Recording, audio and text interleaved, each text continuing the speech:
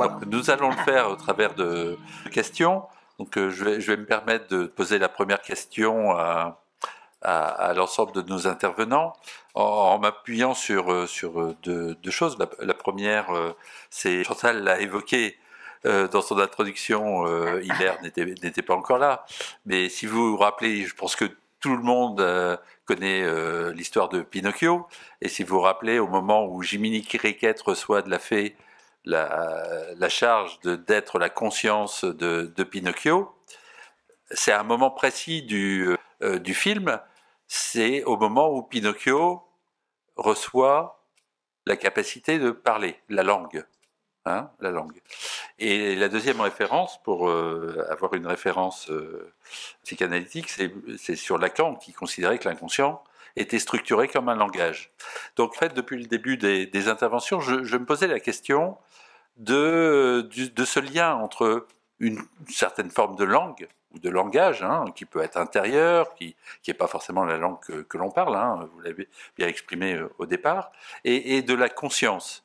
Quel lien, que ce soit du domaine animal ou du domaine psychanalytique ou du domaine philosophique, vous faites entre le langage ou une certaine forme de langage et la conscience? Je me permettrai, si celui qui veut commencer à répondre, langue, langage et conscience.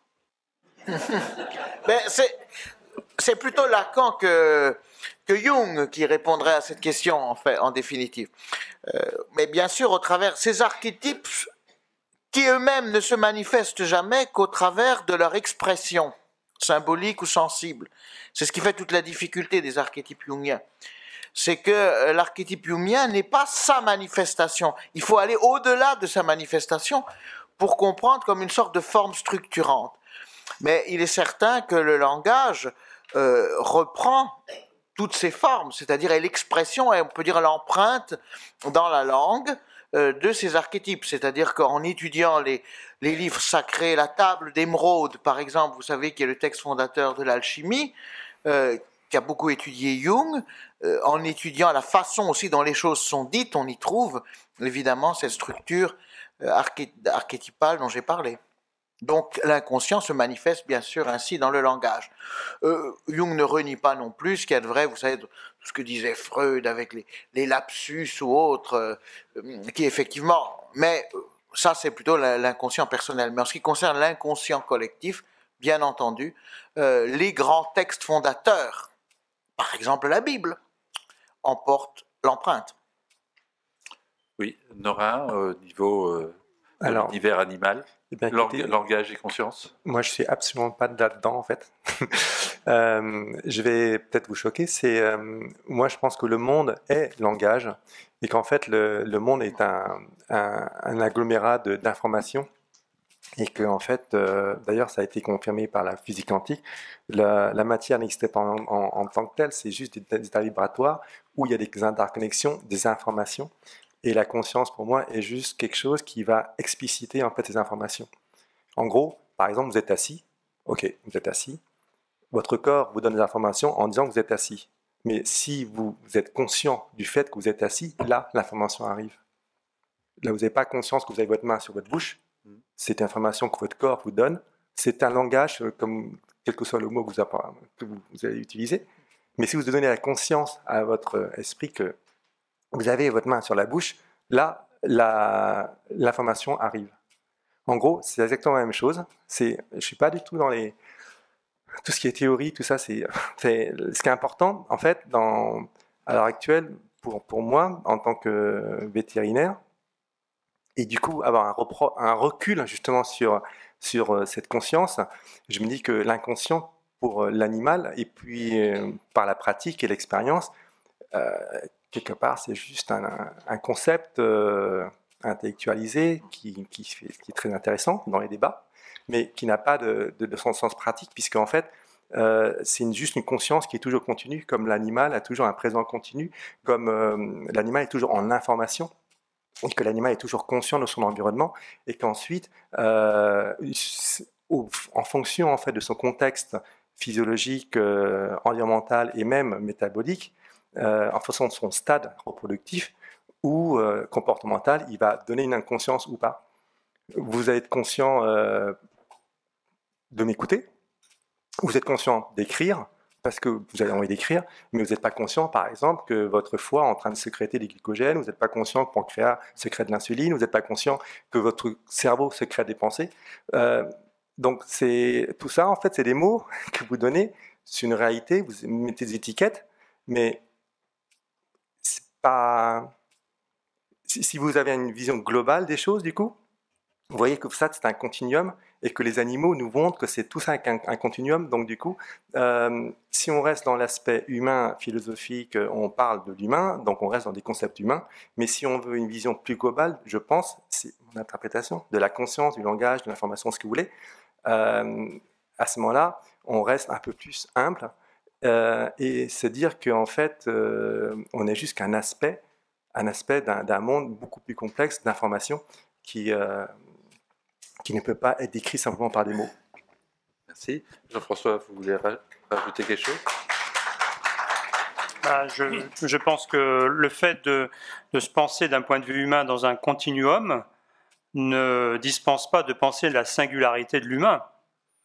C'est ça la question, c'est de savoir ne pas... Si vous voulez, alors après, bon, ça dépend évidemment ce qu'on va penser comme ce qu'est le langage. Déjà, ça, c'est une question difficile. Est-ce qu'il y a une spécificité du langage humain par rapport au langage animal? Question classique qu'on aborde en terminale. Bon, voilà. Donc, est-ce que le langage articulé est une position surplombante ou pas par rapport à d'autres types de langage?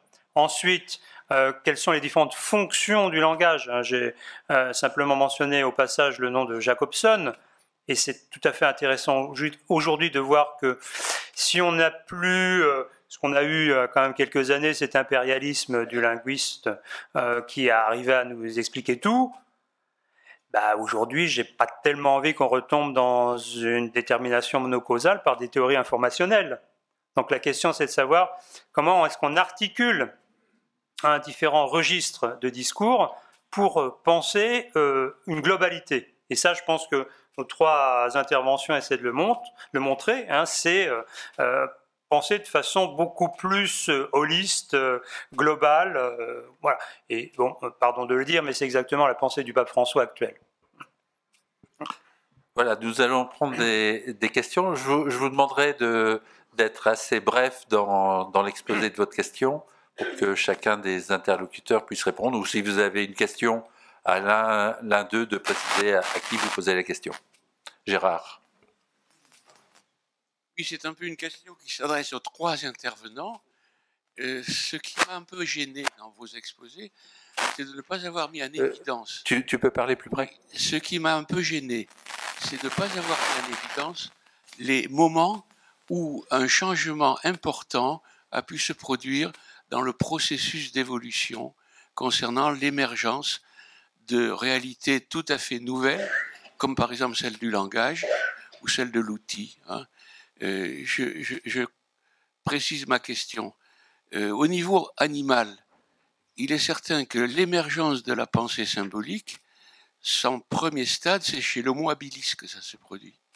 Parce que chez l'Homo habilis, il va y avoir l'invention de quelque chose qui n'existe pas, que l'on imagine, qui sera utile au cas où, c'est-à-dire l'outil. L'outil éclaté, l'arête tranchante du silex. Les chantiers de Pebble Industries que Teilhard était venu, je dirais, voir en Afrique du Sud, c'est quelque chose de très important. Et ça se produit il y a 3 millions d'années. Okay, bon. C'est un moment important. Le second moment, chez les erectus, l'émergence que va permettre les obligations de comportement coordonnées chez les chasseurs-cueilleurs, très efficaces que sont les erectus, d'élaborer des langages de plus en plus opérationnels pour se coordonner. Et ensuite, la possibilité d'utiliser ces langages opérationnels dans des formes nouvelles quand on va, il y a 40 000 ans, quand l'erectus, il y a 400 000 ans, va domestiquer le feu. D'accord. Donc ta question c'est continuum ou émergence. Pourquoi vous n'avez pas mis en évidence ces moments forts de changement dans un processus qui sont des moments d'émergence de nouveautés. Hein. Les deux nouveautés que je signale, l'invention de l'outil, qui suppose une pensée déjà réfléchie, hein, et bien sûr l'invention du langage qui va devenir symbolique, mais seulement avec le sapiens, quand lui, le sapiens, va inventer les sépultures, ce qui suppose une notion de l'au-delà. Okay. Or, ces moments déterminants me paraissent, moi, absolument fondamentaux dans le processus de formation de ce que nous appelons la conscience humaine. Parce que je vais choquer, c'est pour ça. L'émergence de la conscience et des outils est pour moi, maintenant, ce qu'on voit dans le monde animal, est qu'une illusion humaine, parce que les outils ont toujours existé, même chez l'animal. On sait que le truc classique, les corneilles, les perroquets, psyacidés, tout ça, utilisent des outils. Les primates, bien sûr, grands primates, hein, orang-outans, chimpanzés, bonobos, ils utilisent tous des outils. On a maintenant, récemment, à la ménagerie, démontré que les sangliers utilisaient des outils. Les crocodiles utilisent des outils. Et les crocodiles, c'est pas 3 millions d'années, c'est 250 millions d'années. Donc, les outils existent dans le monde du vivant. On pense à l'humain comme si c'était un être spécial. L'humain, c'est juste une espèce parmi 20 millions d'êtres qui existent. Et dans ces 20 millions d'êtres, ils ont toujours beaucoup montré des outils. Ça, c'est la première chose. Parlant à la conscience, vous dites qu'il y a une émergence de la conscience, mais une émergence de la conscience au niveau humain, comme si on se réveillait, tiens, il y a une conscience. Mais sauf que la conscience, elle est là en continuum depuis 4,5 milliards d'années, et parce qu'on n'a pas encore les outils intellectuels, sensibles, émotionnels pour capter cette conscience, mais qui existe depuis des milliards d'années. Mais on se dit, tiens, l'humain, comme il est super balèze, il est super divin, etc., il a créé la conscience, avec lui a émergé la conscience. Mais la conscience existe déjà depuis des millions d'années, comme vos bactéries, comme vos mitochondries. Les mitochondries que nous avons, elles proviennent des bactéries qui, il y a 4,5 milliards d'années, et elles ne sont pas nées comme ça, poum. Il y a une évolution. Et du coup, on parlait de langage articulé. Le langage articulé existe chez les psyacidés. Les perroquets parlent. C'est pas pour autant qu'ils ont une conscience. Ils en ont une, mais c'est pas une forcément une corrélation. Donc, en fait, il y a une telle naïveté dans le fait de croire que l'émergence de la conscience est seulement humaine. L'émergence, elle est universelle, en fait. Et les animaux nous le montrent au fur et à mesure, à chaque fois, à chaque découverte, parce qu'on est obligé, en tant que scientifique, de produire des papiers dans des revues indexées avec comité de lecture pour dire ouais, ce que je dis, c'est vrai, parce que c'est publié. Le problème, c'est qu'en France, particulièrement, du moins dans le monde occidental, pour être scientifique, il faut publier dans des revues indexées. Maintenant, on sait qu'en plus, c'est pas si simple, dans le sens où il y a une mainmise je sais de quoi je cause au niveau académique des revues scientifiques et indexées, alors que dans certaines contrées, vous avez des vérités en fait empiriques qui sont pas forcément besoin d'être démontrées scientifiquement. Vous parlez de sépultures, les éléphants ont des sépultures, les loups ont des sépultures, les baleines ont des rites funéraires avec des morts, avec des baleineaux. Ils ont des chants, ils ont des comportements presque mystiques. Mais comme on est toujours dans l'humain, on croit que ça existe que chez l'humain. Est-ce que je peux, Norin, te demander... Norin, j'aurais volontiers poursuivi la question. Justement, non, mais il me semble que l'art, justement, est une des grandes caractéristiques humaines. Je crois qu'on cite l'oiseau jardinier comme créateur d'art, simplement, et je n'ai pas trouvé beaucoup d'autres choses dans la littérature. Est-ce que l'art ne serait pas, alors, la seule vertu humaine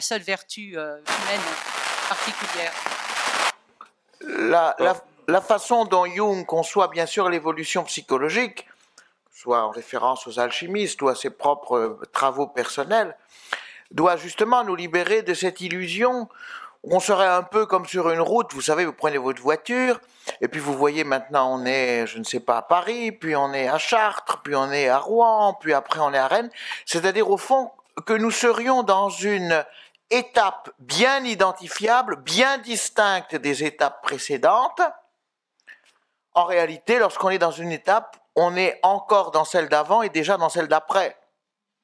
C'est-à-dire qu'il y a une sorte de fluidité de l'évolution qui empêche de vouloir, ou dissuade de vouloir tracer des espèces de frontières entre le moment A et le moment B, de sorte qu'on passerait de façon visible, comme depuis le traité de Tordesillas d'Alexandre VI, il y a des frontières entre États, j'avance un pied et puis voilà, je suis dans un autre État que 2 secondes avant. Ce n'est évidemment pas ainsi que se passe l'évolution, la transmutation de l'homme. Il y a une fluidité qui fait qu'il n'y a pas de réductionnisme, c'est-à-dire qu'on ne peut pas dire que la nouvelle étape n'est que la suite de l'étape précédente. Il y a une nouveauté à chaque fois constante liée au processus psychique, donc une avancée continuelle en quelque sorte, même au travers des allers-retours. C'est comme la danse au Luxembourg, il y a une procession merveilleuse à Echternach, on fait 2 pas en avant et 1 pas en arrière. C'est un peu la vie humaine, mais on avance. Globalement, c'est une avancée, si vous voyez la chose, évidemment, du point de vue du tout. Et en tout cas, on ne peut pas, alors c'est une tentation redoutablement française, j'ai la chance de vivre beaucoup en Italie, en Espagne, redoutablement française de mettre dans des cases et de dire voilà, on est maintenant exactement à ce point-là, mais comme aujourd'hui en physique c'est parfois difficile d'identifier où se trouve la position de quelqu'un. Donc on se rend compte qu'en définitive c'est le processus qui l'emporte sur la localisation ponctuelle et que c'est vrai aussi du point de vue des personnes. Il y a d'ailleurs une illusion très souvent dans le domaine psychologique ou alchimique lorsque la personne dit « Ah, maintenant, ça y est, c'est fini. Avant, j'étais pas bien, j'étais malade, maintenant, je suis bien. » Alors qu'en fait, c'est évidemment un processus beaucoup plus complexe. Oui, moi j'entendais plus me situer dans la contemporanéité, dans un axe horizontal plutôt que dans un axe vertical. Hein, c'est un peu pour répondre à Gérard. Je n'entendais pas montrer un processus historique, mais plutôt l'actualité d'un débat tel qu'il était traité aujourd'hui, dans des instances consacrées. Le Collège de France, c'est pas rien. Bon, voilà. Donc la question, c'est de savoir comment ces débats, on peut s'en emparer, y compris avec une sensibilité théillardienne, et trouver peut-être des points de compromis avec des zones de recherche qui viennent de différents horizons. Hein, c'est un peu ça. Donc, je ne voudrais pas faire trop irénique. L'actualité du débat, elle est toujours marquée par les traditions dans lesquelles on vient. Et effectivement, je pense qu'aujourd'hui, on a une vision plus holistique, plus globale. Hein, je l'ai dit, hein, j'ai avancé aussi l'idée que, bon, quand on regarde de près aussi un certain nombre de textes magistériels, on voit qu'on a, de l'Église catholique, on a à prendre en charge le tout. Mais ça ne doit pas se faire aux dépens de ce qui est aussi constant, c'est cette volonté d'humanisation. Et justement, je pense qu'il ne faut pas non plus fonctionner de façon trop binaire. Ce n'est pas l'homme ou l'animal, c'est la façon aussi de penser, hein, les liens, et plus que ce qui pourrait éventuellement nous distinguer. Donc moi, ce que je trouverais intéressant, hein, c'est de voir aussi les modalités de symbolisation, parce qu'effectivement, le langage est une modalité de symbolisation. Et voir ce qui distinguerait, conditionnel, une symbolisation animale et une symbolisation humaine. Y a-t-il là un continuum? Bon, vous semblez effectivement le dire. Y a-t-il une spécificité? S'il y a une spécificité humaine, sur quoi est-ce qu'elle porte? Hein, puisque la grande thèse de Schaeffer, hein, que je vous invite à lire, s'intitule « La fin de l'exception humaine ». Mais qu'en est-il à ce moment-là de la conscience? Hein? Est-ce que la conscience est liée spécifiquement à ce que l'on a pu dire dans une tradition occidentale, et qui est évidemment aujourd'hui à être ouverte à d'autres, spécifiquement à notre appartenance à ce qu'on appelle la finitude, à la conscience de la mort, alors qu'on découvre tout à fait, hein, aujourd'hui, que les animaux ont une conscience beaucoup plus forte qu'on ne pensait. Vous voyez, donc ça, c'est des questions qui sont aujourd'hui en vraie discussion. Mais je ne voudrais pas qu'au nom d'une forme de remise en cause d'un anthropocentrisme, d'un anthropocentrisme, c'est vrai. Hein. On passe à un grand tout indifférencié dont on ne voit absolument plus la place de l'humain. Alors c'est ça qui m'importe. Et effectivement, la question de la conscience est un des paramètres, mais pas le seul. Oui, tout à fait. Il y a... Oui, Hilaire. J'avais une question à vous poser. Je ne suis pas du tout scientifique, mais j'ai une question à vous poser. Je comprends très bien le continuum de conscience. Par contre, l'émergence du symbolique, qu'est-ce que vous en faites? Parce que chez l'homme, elle est tout de même particulière. Et ce qui m'étonne, c'est qu'on ne parle pas de degré de conscience.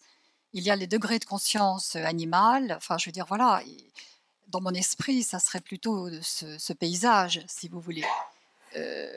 Parce que le degré du symbolique de l'homme, il en a fait quelque chose. Il n'est pas resté au stade latent ou au stade initial.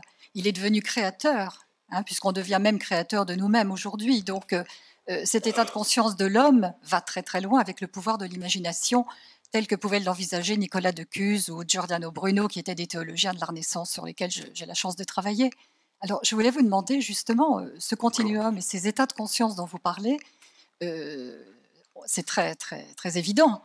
Mais qu'est-ce que l'on fait de cette émergence du symbolique chez l'homme, qui est tout à fait singulier et étonnant? Enfin, je n'ai pas de réponse, bien sûr. Concernant le symbolisme humain, je ne sais pas. Mais je suis d'accord avec vous. J'ai envie de faire une remarque plus globale, qui est la suivante. Il y a toujours une tentation qui consiste à vouloir défendre, on peut dire, une dignité ou une différence en rabaissant celui qu'on place à l'échelon en dessous. Ça peut exister en théologie lorsque finalement, pour glorifier justement le don de la grâce divine, on limite, on appauvrit la nature humaine. Ça peut aussi être, alors dans un cadre plus philosophique peut-être, lorsque pour exprimer cette indéniable singularité humaine, spécificité humaine, on procède en rabaissant plutôt les animaux, en disant oui voilà, l'homme il est quand même super puisque les animaux c'est quand même nettement en dessous. Je crois que du point de vue épistémologique, on pourrait dire que c'est une mauvaise méthode. Il s'agit plutôt de faire scintiller ce qu'il peut y avoir de formidable, pas tellement en disant oui, mais il n'y a que lui et les autres, rien du tout, mais plutôt en montrant que ça participe d'une totalité, mais d'une totalité qui n'est jamais uniforme, tout simplement. Oui, alors là-dessus, il faut rentrer dans des débats qui sont très, très âpres et très difficiles actuellement sur la dignité humaine et dignité animale. Donc vous avez différentes façons de solutionner la question. Hein, moi, je prends par exemple le travail d'une de mes collègues qui est à Besançon. C'est au nom de la dignité humaine que la dignité animale doit être promue. Et ce n'est pas justement parce que il y a une différence ou qu'il n'y a pas de différence. Là, il faudra aussi être un peu clair là-dessus. Bon, que les choses doivent être engagées.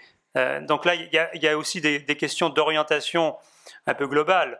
Et je comprends tout à fait la légitimité et l'ouverture nécessaire à la question de la conscience animale. Ça, c'est vraiment un point très important qu'il faut vraiment travailler aujourd'hui.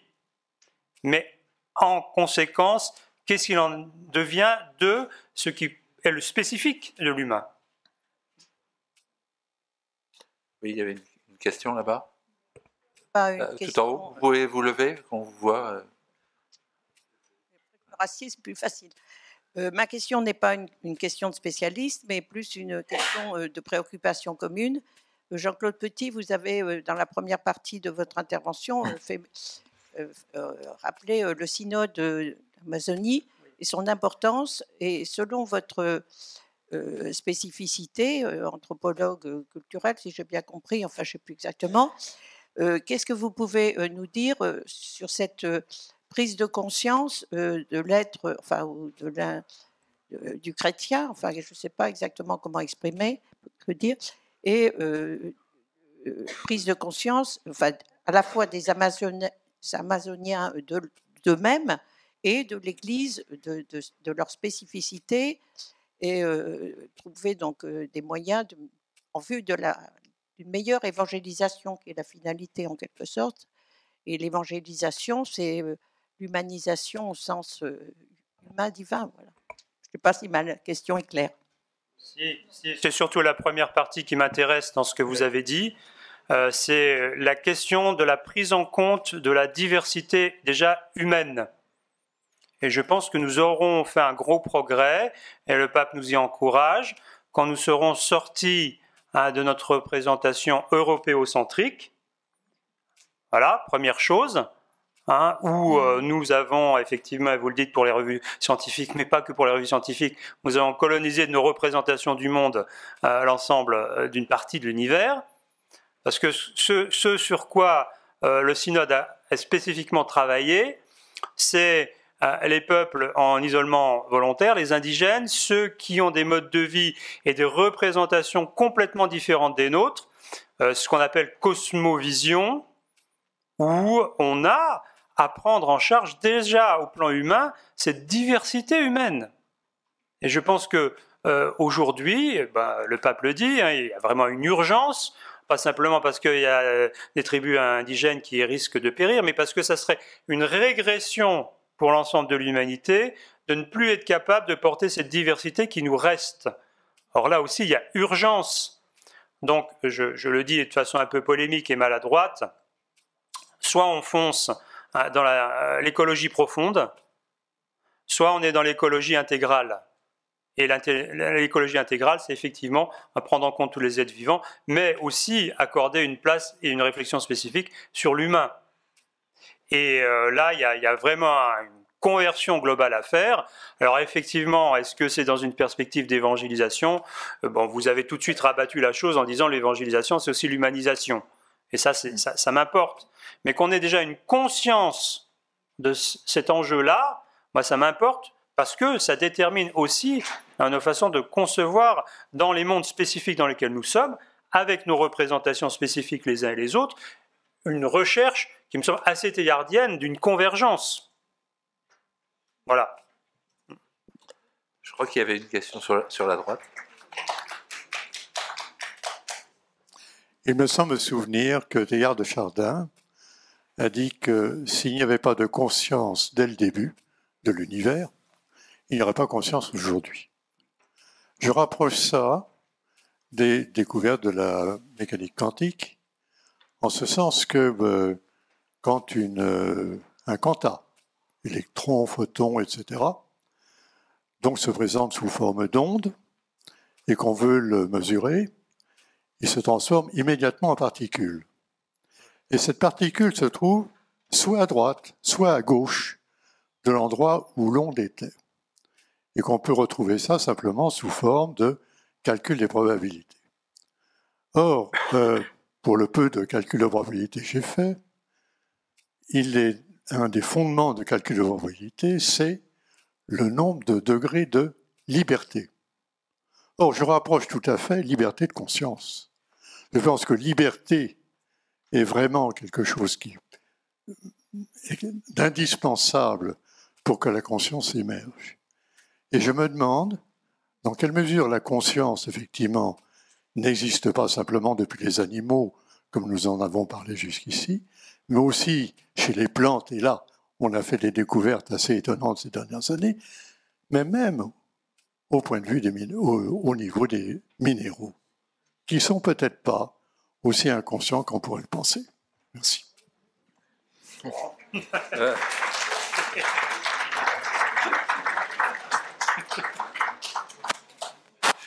Quelqu'un veut-il réagir ? Alors, je n'ai pas compétence à répondre à des sujets, mais beaucoup de choses me touchent beaucoup dans ce qui a été dit, et deux choses peut-être j'ai envie simplement de dire qu'il n'est pas vraiment une réponse, mais peut-être qu'ils peuvent aider d'autres à formuler une réponse.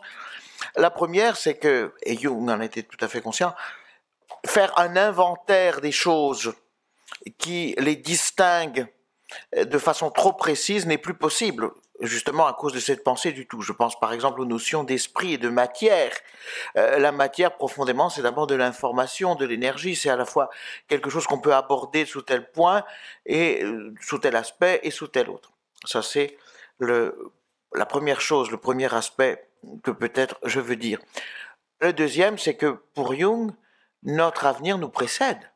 C'est-à-dire que d'une certaine façon, c'est la question du temps, dans un chemin de vie, d'une certaine façon, nous devenons ce que nous sommes déjà et que nous avons encore à devenir, ce que nous sommes peut-être tout à fait au départ. Voilà. Moi, dans cette pensée du tout, je veux pas que, enfin, je ne souhaite pas qu'on passe par pertes et profits toutes nos traditions millénaires de sagesse. Dans une pensée du tout, comme le livre de la Genèse, il y a quand même cette émergence, et qu'il faut sans doute apprendre à lire différemment de l'humain, du phénomène humain. Dans cette pensée du tout, eh bien, il y a aussi la tradition des psaumes. Qu'est-ce que l'homme pour que tu penses à lui, pour que l'homme tu t'en soucies. Et ça, c'est pas en dehors de tout l'environnement humain.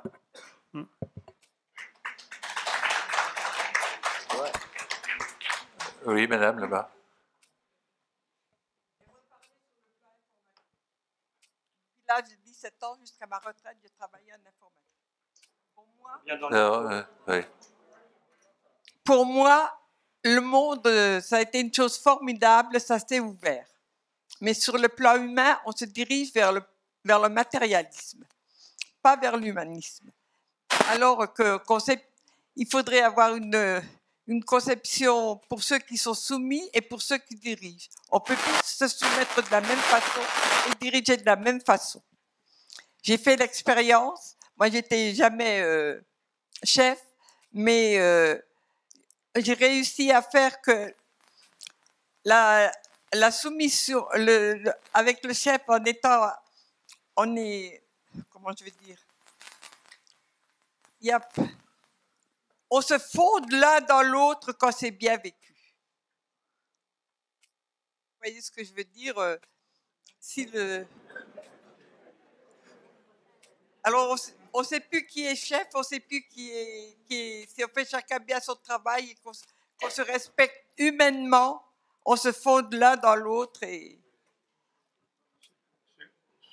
Ce que vous dites, madame, me fait penser beaucoup à un philosophe qui s'appelle Quignou, qui a fait une déclaration il y a quelques années retentissante.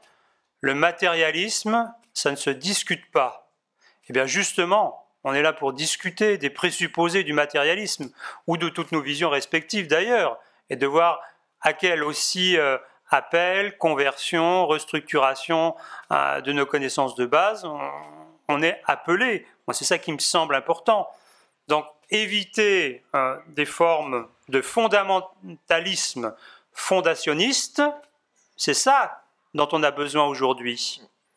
Or, tout ce qu'on fait ici pour élargir les uns les autres nos horizons, c'est éviter de tomber dans le fondamentalisme, dans les deux aspects, et on a tous en puissance, une vision qui peut devenir vite impérialiste.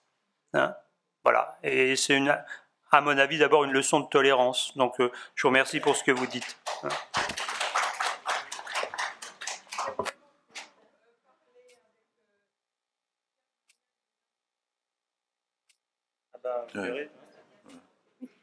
Bonjour. Une question pour Monsieur Vibrac, je pense, mais d'autres personnes peuvent répondre. Oui. Vous avez évoqué l'alchimie. Vous avez dit qu'au fil des âges, l'énergie de l'inconscient poussait l'homme vers plus de spiritualité et aussi plus de matériel, et que c'était la même chose. Ma question donc porte sur la relation, si vous la construisez et la posez, entre le spirituel et le matériel. Eh bien, justement, on a souvent opposé de façon un peu simple le matérialisme et le spiritualisme. En fait, ce ne sont pas tellement deux mondes clos, mais le matériel et le spirituel sans se confondre. Vous avez dit c'est la même chose, c'est pas exactement ce que j'ai dit. C'est que ultimement, ce sont deux regards sur une réalité d'abord profondément une, ce qui est peut-être une façon un peu plus nuancée de dire les choses. Mais indéniablement, pour les alchimistes du Moyen-Âge, la transmutation extérieure, l'or qui est le plomb transformé en or, ça doit accompagner la transformation intérieure de nous-mêmes. Donc la réalité, elle est, si vous voulez, elle n'est pas uniforme, mais elle n'est pas non plus dualiste. Le lien entre le rapport entre la matière et l'esprit n'est pas simplement d'un dualisme, qu'on dit quelquefois cartésien, bon, avec une conception très mécaniciste, on pourrait dire, de tout ce qui est matériel, mais qui n'est plus possible aujourd'hui, heureusement, dans le monde de la science, me semble-t-il. Mais ce sont deux dimensions, deux aspects d'une réalité, et en même temps, une ne veut pas dire confuse, comme l'a très bien dit mon voisin tout à l'heure. Il ne s'agit pas d'être une espèce de grand bohu auquel on devrait aboutir. Bien entendu, cette unité est une unité qui distingue en son sein des richesses et des niveaux, bien sûr, mais pas sous le mode d'un dualisme ou d'un antagonisme. C'est ça que j'ai voulu dire.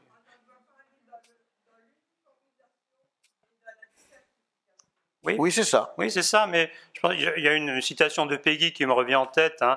Le spirituel est couché dans le lit de camp du temporel, du matériel.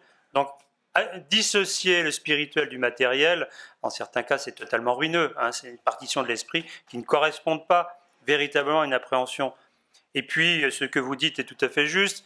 C'est-à-dire qu'il faut aussi avoir en tête les modalités de structuration, hein, de nos disciplines. Et dans le monde occidental, des partitions ruineuses. Au Moyen-Âge, philosophie, théologie, science. Oui, mais on oublie l'alchimie, et vous avez tout à fait raison de le rappeler, il y avait tout ce qu'on appelait les parasciences, donc on est tout à fait dans un autre monde. Et faire droit aussi aujourd'hui aux différents savoirs, je pense à l'astrologie, hein, je pense évidemment à la cosmovision indienne, nous aide à ne pas nous enfermer, hein, et c'est ça l'enjeu. Si vous voulez, ce que je constate dans beaucoup d'endroits, c'est qu'à la fois il y a un grand désir d'ouverture, et puis on est évidemment ouvert maintenant beaucoup plus aux différentes sagesses du monde, mais en même temps on risque aussi de rester très prisonnier, hein, d'un certain type de représentation, et c'est ça qu'il faut articuler. Oui, il y avait une question tout en haut là-bas. Oui.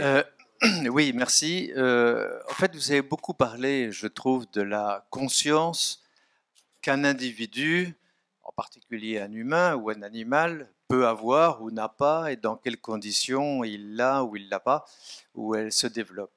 Il y a la conscience aussi dans le sens de prendre conscience finalement d'appartenir à une famille, à une société, à l'humanité et à l'univers, ce qui est une autre manière d'employer le mot conscience. Et donc, je voulais vous interroger pour que vous parliez un petit peu de cette autre manière d'employer le mot conscience, et surtout de voir si en ce moment, dans notre vue très individuelle, tout est individualisé, et l'individualisme fait qu'on rapporte beaucoup les choses à l'individu, et que justement, est-ce qu'on n'a pas un peu tendance à perdre de vue l'autre sens du mot conscience ?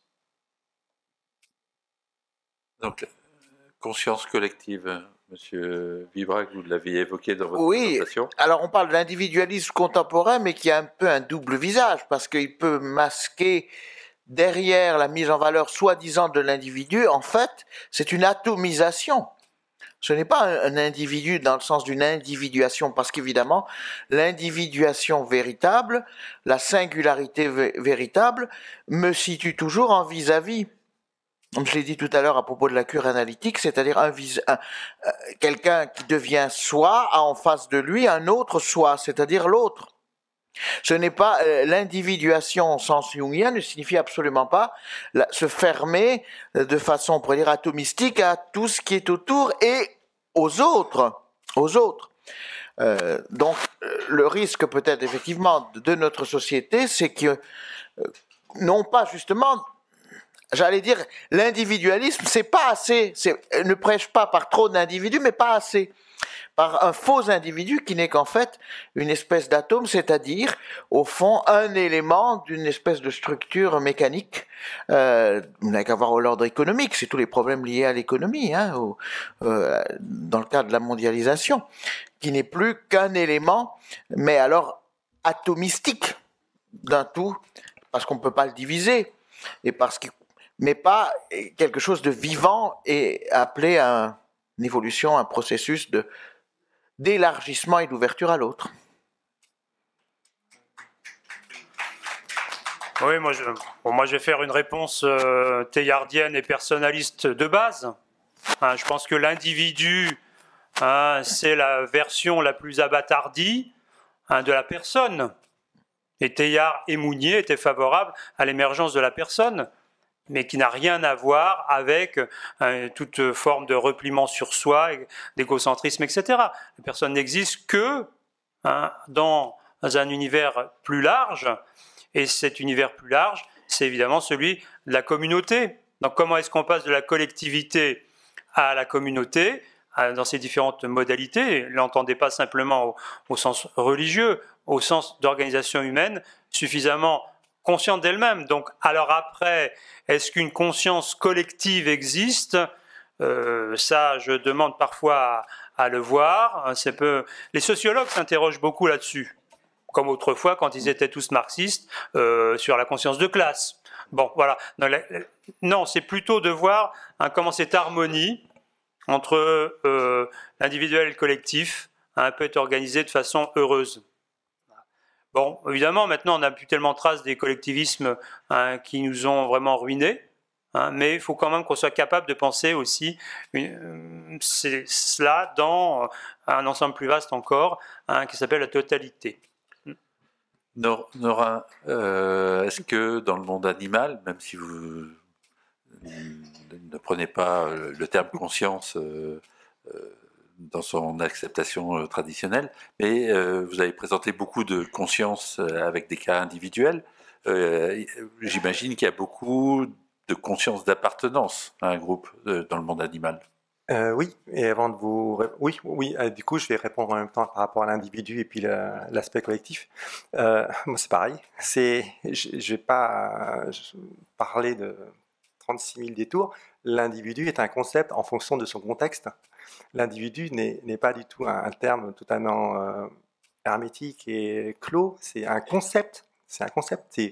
Vous êtes fait de millions de bactéries. Si j'enlève vos bactéries, est-ce que vous restez le même individu? Oui, certains diront oui, bien sûr, mais d'autres diront non, parce qu'en changeant votre bactérie, vous allez changer vos comportements, vous allez changer carrément votre façon de penser, votre façon de réagir par rapport à l'environnement. Est-ce que vous êtes les mêmes individus? Et pourtant, vous êtes le même corps. C'est juste, j'ai changé juste quelques bactéries. Donc, vous voyez que, et je vais encore aller plus loin dans la démonstration. Si on travaille avec des animaux qu'on appelle eusociaux, les eusociaux, c'est des animaux, tout ce qui est par exemple termites, fourmis, abeilles, où on voit que l'individu n'existe pas. L'individu, en fait, est l'organisme. La fourmi fait partie d'un organisme vivant qui est la fourmilière, ou le termite, la termitière. On ne parle pas d'individu de la fourmi, on parle de l'organisme qui est fourmilière. Mais on sait aussi que la fourmi, a aussi une individualité. Puisque lorsqu'on fait certaines expériences avec les fourmis, on se rend compte qu'il y a des choix individuels. Donc du coup, ça dépend du contexte dans lequel et l'échelle où vous mettez sur le terme individu, qui n'est juste qu'un terme, encore une fois, un concept. Puisque si vous parlez de l'organisme termitière, vous allez voir toute la structure, physiologie, structure, fonction, donc structure et fonction, et réaction comportementale, etc., de la fourmilière. Vous prenez la fourmi, vous avez parlé de la fourmi, et quel que soit, en fonction de votre niveau de compréhension de l'entité, vous allez dire la fourmilière est un individu, ou alors la fourmi est un individu. Comme moi, je vais vous dire la bactérie qui vous êtes à l'intérieur de vos intestins, qui vous aide à digérer la cellulose, tout ça, ils ont le droit aussi d'être un individu. Mais vous êtes un individu, mais d'un autre côté, est-ce que vous êtes la même personne si je vous retire toute votre famille? Est-ce que votre repère, c'est votre famille, votre travail, vos amis? Quel sens vous donnez à le mot individu? Les animaux, c'est pareil. Est-ce que vous iriez jusqu'à dire qu'une pierre est un individu? Oui. Autre question? Oui, mais c'est tout à fait compréhensible dans une certaine logique. Et c'est une forme de nominalisme. Donc après, une fois qu'on a accepté les prémices, c'est logique. En fait, je ne suis pas trop dans tout ce qui est isme ou autre. Moi, je vois juste la vie comme elle est, et surtout comme une façon plus humble de voir comment, en fait, que chaque chose n'a de définition que par rapport au contexte et surtout aux valeurs qu'on leur donne. Si vous donnez une personne la valeur que vous voulez qu'elle ait, elle aura cette valeur-là. Donc, c'est tout. On va prendre une question devant, oui. Pour éclairer ma compréhension de la conscience, je voudrais que vous m'expliquiez le distinguo que vous faites entre conscience et pensée. Parce que, en fait, la pensée telle qu'elle existe peut expliquer beaucoup de comportements animaux, végétaux et voire minéraux. Alors, quel est le distinguo que vous faites entre les deux? C'est une question d'échelle. Si vous me posez la question à moi, pour moi, la pensée est quelque chose de plus physiologique, métabolique, dans le sens où on peut avoir une production de pensée avec une base anatomique, le cerveau, etc. Donc, cortex, par exemple, pour les mammifères supérieurs, ou palladium pour les oiseaux. Si on parle de conscience, pour moi, on passe à un niveau supérieur d'être. Donc, pour ceux qui... on sait maintenant, par exemple, que le corps physique n'est juste qu'une partie de votre corps. Vous avez aussi des corps subtils. Que vous croyez ou non, les animaux, les humains, enfin tout organisme vivant possède des corps subtils, des auras, en fait, des corps magnétiques qu'on peut même visualiser avec des appareils photographiques comme l'effet Kirlian, où vous faites une photo, vous voyez en fait vos couches énergétiques. Et ça, on le voit aussi par rapport aux animaux qui ont un exemple. Vous allez quand je dois capturer par exemple un animal sauvage, l'animal lui-même, il a son corps physique que vous voyez, mais il y a aussi tous ces corps subtils qui sont en fait ces champs en fait énergétiques, et on peut le voir lorsque, par exemple, ces champs-là dépendent des espèces. Si je prends un chevreuil par exemple, ses corps vont être plus grands et on va traduire ça par les distances de fuite. Vous pouvez approcher un chevreuil assez stressé à 20 mètres par exemple, mais il suffit que vous fassiez un pas, juste un pas, l'animal s'en va. Pourquoi? Parce que en fait, vous rentrez dans son champ personnel. Et donc du coup, ce champ-là, est-ce que vous appelez conscience? Est-ce que vous appelez pensée? Ça dépend de référence, toujours pareil. Le souci, c'est que l'humain a tendance à mettre des mots sur des choses qui sont... À partir du moment où vous mettez des mots, vous cristallisez quelque chose qui est dynamique, qui est toujours en mouvance et qui est toujours en évolution. Et c'est difficile en fait de répondre à une question qui est toujours en mouvance. C'est comme si je vous disais, on va conserver l'eau de la rivière. Vous allez prendre l'eau de la rivière, vous la mettez dans un bac et puis vous la mettez dans le frigo. Vous n'allez pas conserver la rivière. La rivière, c'est un concept. Si vous enlevez l'eau, elle tarit, mais la rivière est un concept. Donc la conscience, pour moi, c'est ça. Vous ne pouvez pas mettre ça dans des cases. Vous pouvez, par contre, l'approcher en fonction d'un contexte particulier. Oui. Peut-être une chose aussi pour ne pas donner une fausse image de la pensée de Jung, qui parfois a été aussi reprise par des courants New Age ou autres. Il y a quand même une dimension de la rencontre chez Jung, c'est-à-dire que, bien sûr, il y a cette libido, cette force qui est en nous, ce chemin intérieur qu'on fait soi et que personne d'autre ne peut faire pour nous, mais qu'on fait soi, c'est-à-dire pas l'ego, bien entendu, parce que l'ego, c'est une représentation très enfermante que nous avons de nous-mêmes, mais notre soi profond, c'est lui qui doit fleurir. Mais à un moment donné, ce cheminement, cette traversée intérieure, cette transmutation personnelle ne peut pas se faire sans la rencontre de l'autre. Et bien sûr, cela prend une dimension chez Teilhard de Chardin à laquelle Jung était ouvert, qui a lu Maître Eckhart, en disant que d'une certaine façon, cette espèce de divinisation de l'homme, évidemment, ce n'est pas simplement une auto-divinisation, en quelque sorte un bouillonnement personnel, mais à un moment donné, il y a la rencontre personnelle de l'autre, qui évidemment pour Teilhard était cette rencontre avec Dieu. Oui, sans doute un certain nombre de personnes ici connaissent ça, mais j'ai eu récemment connaissance des travaux d'un docteur qui s'appelle Jean-Jacques Charbonnier, qui parle effectivement de la conscience, qui distinguait deux choses. Enfin, c'est un docteur, je crois qu'il travaille à l'INSERM, et qui fait des recherches avancées, et il distingue la conscience analytique, que chacun peut appréhender assez facilement, et la conscience intuitive neuronale. Et je dirais, au travers de cette conscience intuitive neuronale, ça ouvre des perspectives, me semble-t-il, à la fois de communication et de convergence, je pense, forte aussi. Merci, si vous pouviez nous en parler, si vous avez connaissance de ces travaux, et qui sont déjà un peu anciens, ça date déjà d'une dizaine d'années, me semble-t-il, d'après ce que j'ai cru comprendre. Non, personne ne semble connaître. Non, mais la question, moi, c'est de garder un champ unifié de la conscience qui m'importe. C'est de savoir effectivement qu'on peut faire des typologies, et là on rentre effectivement dans des représentations. Bon, par rapport à la question antécédente, moi, ce qui me préoccupe, c'est que, bon, la pensée, effectivement, c'est un exercice de symbolisation, mais c'est aussi un exercice qui va refléter un état de la conscience, et la conscience a aussi besoin. Donc, ça serait la boucle de rétroaction systémique de la pensée. Comment garder ce sens de l'unité sans tomber dans des parcellisations excessives et des explications monocausales. Et donc là, je trouve que c'est intéressant de réfléchir sur la dynamique entre pensée et conscience. Et effectivement, les sciences neuronales nous ont apporté des éléments complémentaires. Voilà ce que je dirais. On va prendre une dernière question. J'ai rencontré un père dominicain qui m'a dit maintenant, il faut surtout ne plus dire Dieu créateur, mais dire Dieu stimulateur. Je lui réponds immédiatement, il faut surtout...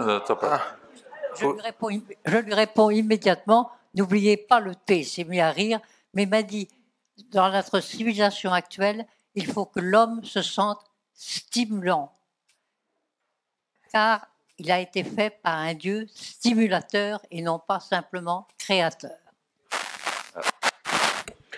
Oui, je crois, enfin, on sommes très loin de Jung, mais dans la stimulation, quoique tout soit très stimulé chez Jung. Mais là, je parle plutôt en historien aussi du Moyen-Âge et de la philosophie du Moyen-Âge. Quand on a la conception philosophique de la création, bien sûr, il y a tout l'aspect théologique, mais il y a aussi l'aspect philosophique, ce n'est pas simplement une dépendance. C'est aussi, vous trouvez ça par exemple dans un texte de Thomas d'Aquin qui s'appelle le De Potentia, ça veut dire de la puissance. Ça veut dire que d'une certaine façon, la puissance du Dieu créateur se manifeste au travers de la puissance des créatures et pas en rivalité avec elles. C'est-à-dire que parler de création ne veut pas dire Dieu a tout fait, les gens s'écrasent simplement devant lui ou dépendent simplement de lui, mais que la force de Dieu passe aussi au travers de la force et de la créativité, bien sûr, de ceux qu'il a créés. C'est au cœur même de cette notion de création. Ok, merci à tous. Je voudrais qu'on remercie chaleureusement nos trois intervenants de ce soir pour avoir répondu aux questions. Voilà.